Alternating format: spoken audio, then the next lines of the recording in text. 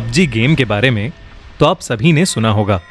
वो एक ऐसा गेम था जिसने लोगों को अपना एडिक्ट बना लिया था। पबजी के बैन होने पर न जाने कितने ही बच्चे, टीनेजर्स और एडल्ट्स मेंटल हेल्थ बीमारियों से जूझने भी लगे थे। उन्हीं में से एक था नितिन। लेकिन ये कहानी नितिन की है। नितिन 9th क्लास में पढ़ने वाला एक होनहार स्टूडेंट था। उसके पेरेंट्स उसे बहुत प्यार करते थे और उसका काफी ज्यादा ध्यान भी रखते थे। नितिन का एक बड़ा भाई था जिसने कुछ वक्त पहले ही पबजी के बैन होने पर सुसाइड कर लिया था। और इसी हादसे के बाद से नितिन के पेरेंट्स अपने छोटे बेटे के लिए बहुत परेशान रहते थे।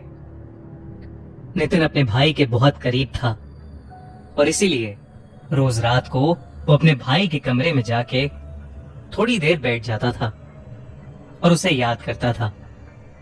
एक रात जब नितिन अपने भाई के कमरे में बैठा उसे याद कर रहा था, तब अचानक नितिन का फोन बजा। उसके एक फ्रेंड आयुष का फोन आया था।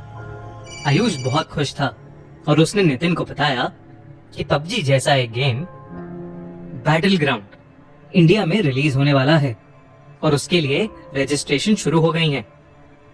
उसने नितिन को भी रजिस्टर करने को कहा, लेकिन नितिन ने आयुष को साफ मना कर दिया। फोन काटने के कुछ ही देर बाद नितिन को ऐसा लगने लगा कि जैसे वो कमरे में अकेला नहीं था। उसे बिल्कुल वैसी ही खुशबू आने लगी जैसे उसके भाई में से परफ्यूम लगाने के बाद आती थी। नितिन को हल्की सी घबराहट महसूस हुई तो वो जल्दी से उठा और उस कमरे से बाहर निकलने लगा। जैसे ही उसने दरवाजा खोलने की कोशिश की, नितिन का हाथ किसी ने पीछे से पकड़ लिया। नितिन कांपते हुए पीछे मुड़ा तो उसके सामने उसका भाई खड़ा था। वो बहुत ही डरावना लग रहा था।